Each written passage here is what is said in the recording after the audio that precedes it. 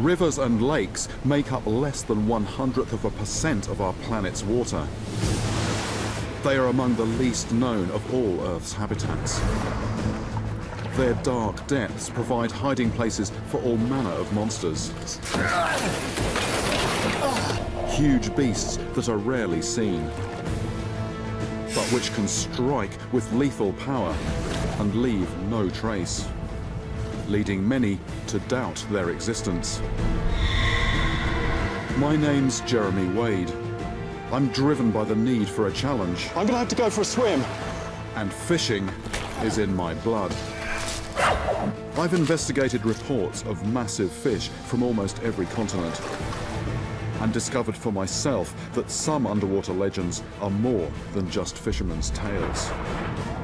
In this special edition of River Monsters, I'm reliving some of my toughest and most bruising encounters with some of the world's most formidable freshwater giants.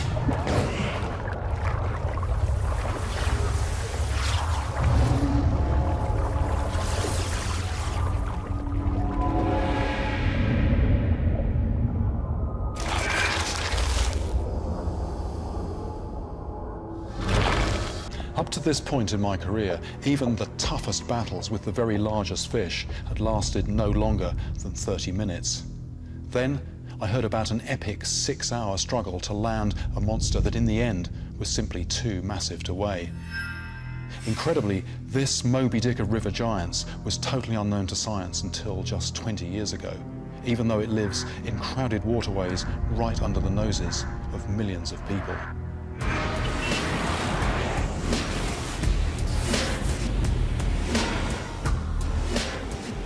But the giant freshwater stingray is no ordinary monster. This gargantuan fish from Thailand comes armed with a 10-inch venom-coated bayonet.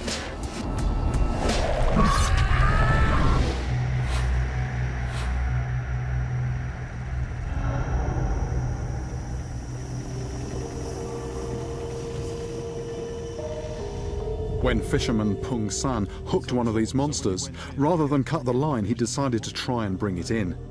For people here, such a huge fish is a potentially lucrative catch. What happened, the stingray came to the side of the river and then wouldn't come any further, actually basically got buried in the mud. So what he had to do was actually get in the water, and it was about chest deep, and then completely go underwater with a rope, feed the rope through the spiracles, the water intake of the stingray, not the rope. He'd managed to pull it off the bottom, and it was actually as it rose in the water that he then felt this pain.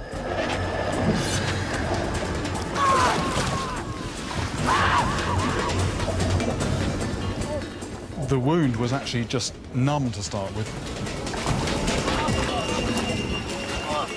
And then just this incredible pain, and in fact so painful that he collapsed from the intensity of the pain and actually had to crawl the remaining distance to the house.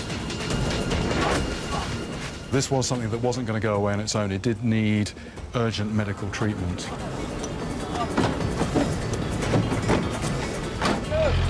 He may not feel it, but Pung San was lucky. The venom-loaded sting went into his thigh at a shallow angle, and he escaped with his life. He still has the very barb that impaled him. Can I have a look at that? I can't let this weapon deter me from going after a giant ray myself. Right. Well, seeing that really does concentrate the mind. Absolutely vicious point on that and these horrible barbs down the side. But if that had gone in straight and if that had punctured the femoral artery, you know, that could have killed him. This is a fish I've got to really treat with some respect. I leave Bangkok and head 50 miles west to Samut Songkhram. The river here is inhabited by some of the biggest freshwater stingrays in the world. To try and catch one, I've brought a marlin-class rod, rigged with ultra-strong braided line and 30 yards of thick nylon monofilament at the business end. With everything prepped, we head for the chosen spot, a deep pocket in the riverbed known as Area 51, because, as they say round here, It's crawling with aliens. And it's not long before first contact.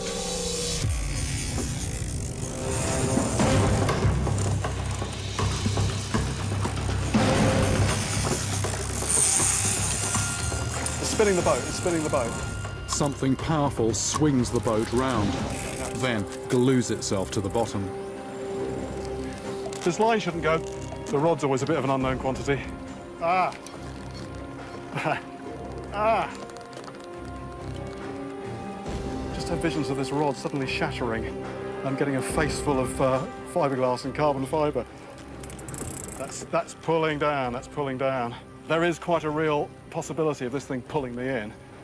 It feels like I'm trying to pull the plug out of the bottom of the river. All I can do is dig in and keep the pressure on.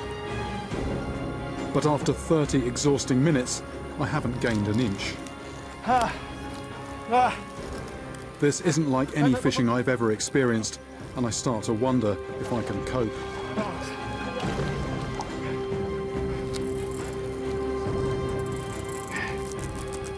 With neither of us willing to give in, it becomes a war of attrition.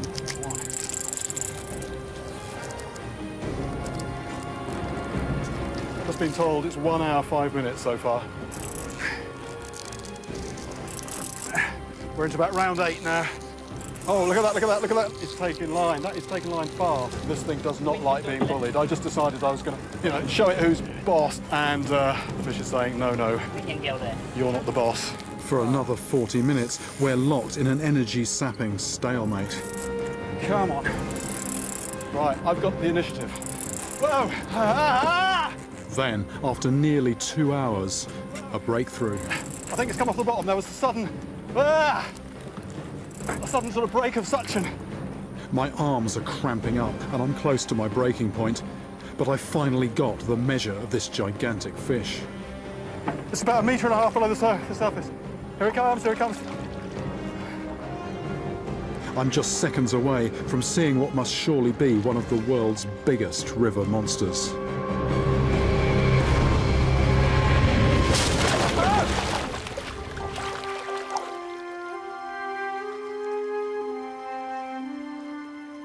I thought it was my shoulder going for a minute, but it was actually the rod.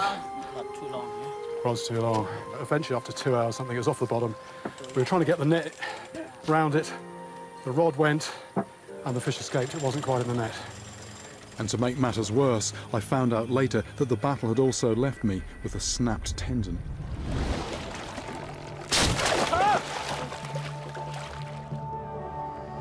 After slugging it out for 2 hours, all I'd got was a tantalising glimpse of the monster and a permanently weakened right arm. Before going back into battle, I needed to find out as much as I could about my opponent.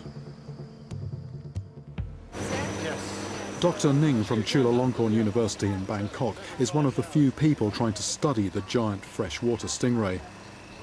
I'm hoping she can help me understand why my tug-of-war with that monster was like nothing else I've experienced. Looks like we got some in there. Okay. This is the stretch of river where I hooked the monster that broke my rod. Look at that.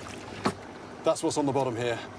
Thick mud is going to give my quarry a big advantage. They're going to get a very good seal and very good suction. I now understand why I had such a battle to pull up this animal. Just imagine that's the stingray. I mean, that actually weighs nothing at the moment. I can lift that easily. And just getting a little bit under the mud. There we go. And I can lift it. Look at that. Ah. So, if that stingray gets the edges of its wings under the mud, I'm not just trying to lift the stingray, I'm trying to lift the whole bottom of the river.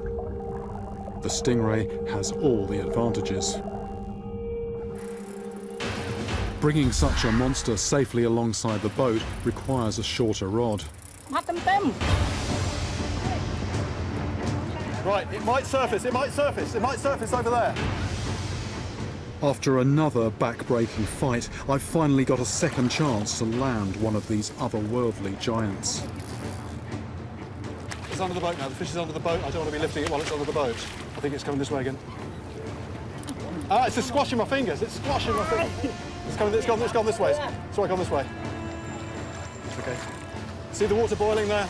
I haven't seen the fish yet.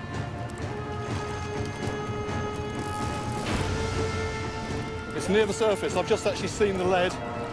It's up in the water. I think we've got it. I think we've got it.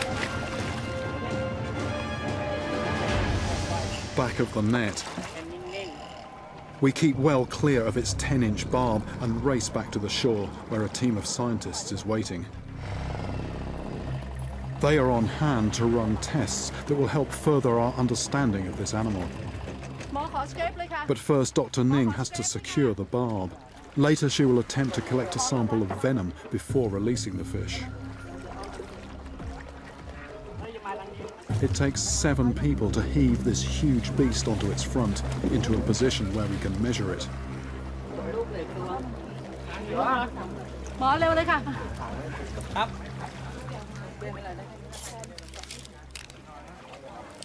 Okay, 180 centimetres to the base of the tail. Okay.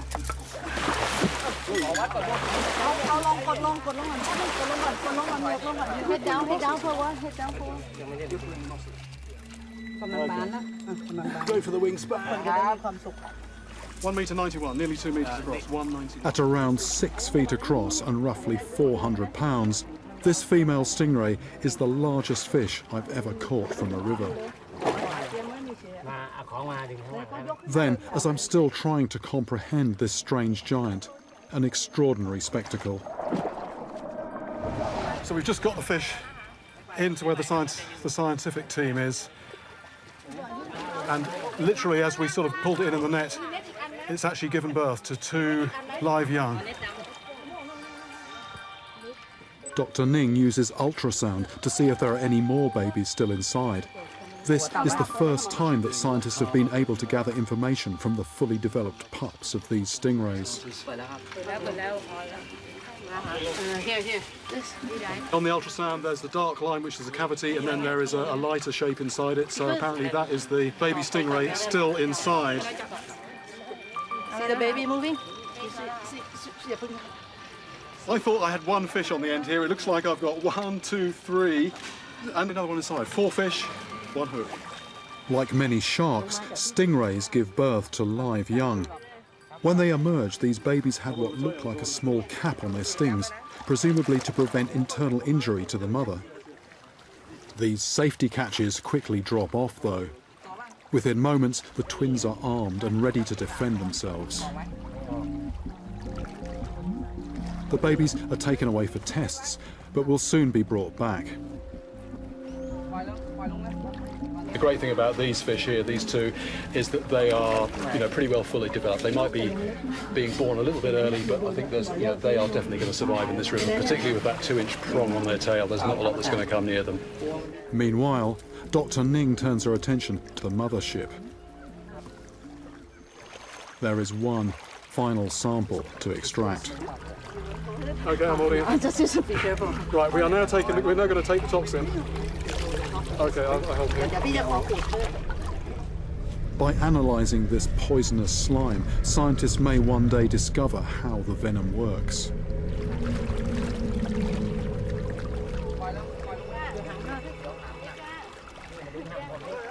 If such a huge creature can live undetected for so long, then what other giants may still be hiding in muddy rivers around the world? After coming briefly out of the shadows, this mysterious monster is reunited with her babies and set free. There he goes, under the boat. Hello. Hi. So there she goes. I think she's probably going to go back to all her friends with all these stories of alien abduction. They did experiments on me and all sorts. But personally, I feel like I'm the one who's seen the alien. I mean, just what an amazing, totally unfish-like fish. I mean, a real monstrous beast.